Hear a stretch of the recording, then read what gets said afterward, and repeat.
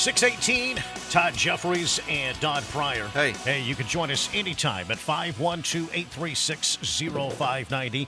Interesting story this morning, a recent poll of teachers across the country and the parents of those teachers. Right.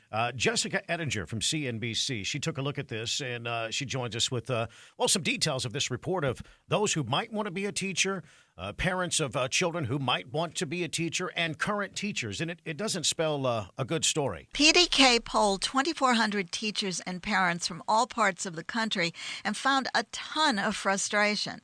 Not surprising when you consider that teachers from all size school districts have mounted large strikes in recent years, demanding better pay and better working conditions and better learning conditions for their students. The strikes have usually been backed up by parents. This is the 51st year of the poll, and PDK's Joan Richardson, who oversaw the survey, says it's clear the teaching profession is becoming less attractive. The survey found that for the first time, a majority of parents do not want their kids to become teachers, and 61% of high school teachers have considered leaving the profession. Wow, that is not good at all. Some grim data there. Not good at all, but completely predictable, completely understandable. We saw this coming. Now, this week is the week that teachers get back to school, get back on the job. Some have already been back on the job all summer long, but new teachers, a lot of them are going in various school districts going through that new teacher orientation. My daughter-in-law, in fact, starts her first teaching job today in the Del Valley ISD. She's an elementary school teacher. Awesome. And starting that orientation today. And it's pretty interesting. Those are some negative results from that survey. But there is a new state law here in Texas that actually may help make it a little bit easier to be a teacher in a classroom. A new state law goes into effect that will allow, it makes it easier for teachers to send disruptive students to alternative schools for an undetermined amount of time.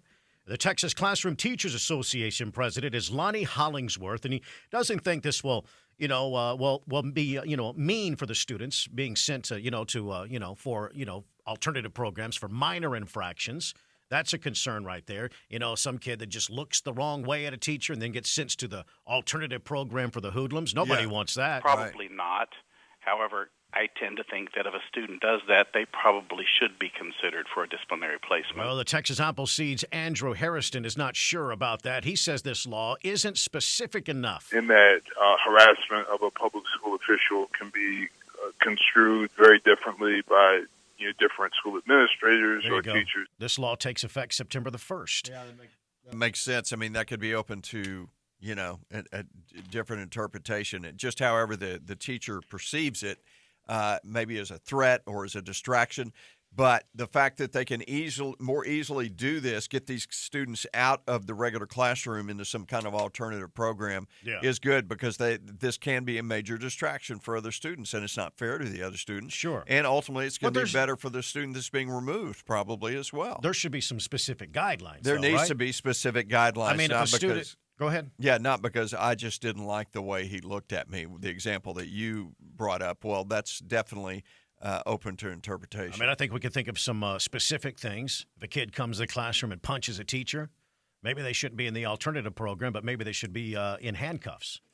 Well, there's that. Yeah, it's called assault. I think anything that ultimately is causing a distraction for the other students, and I think that's open less to interpretation. I think that will speak for itself. If students are being distracted, they're being distracted, and that needs to be removed. Yeah, absolutely. Yeah.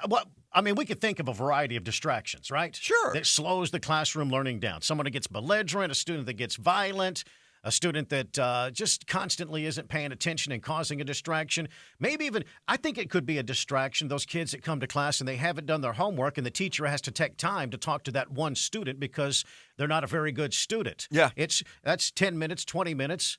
That takes time away from the entire classroom. It is not fair for the other kids who want to be there. No, in some cases it's not. And, of course, obviously, if there's anything that poses some kind of a safety threat to the other students, that speaks for itself. My concern is, I don't know if it's a concern, but it's a concern for some of these folks, especially teachers' unions.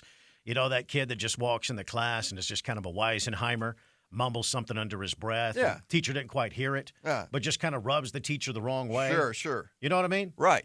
There's potential where it could be misused, right? Or maybe And that's where the principal comes in to make sure it's done right. yeah, I mean, might have a situation where the teacher just doesn't like this kid. Damon is on the Todd and Don Show. Good morning. Hey, good morning, guys. Hey. I think you stole a little bit of my thunder. I was calling just to let you and any listeners know, as someone who taught in an alternative learning center and a JJAEP, the teacher can't send someone to one of those programs. The teacher can send someone to the administrator for discipline, There you go. and it is a long, sticky process to send someone to one of these programs because the school has to pay for it. Yeah. Additional funds and additional money.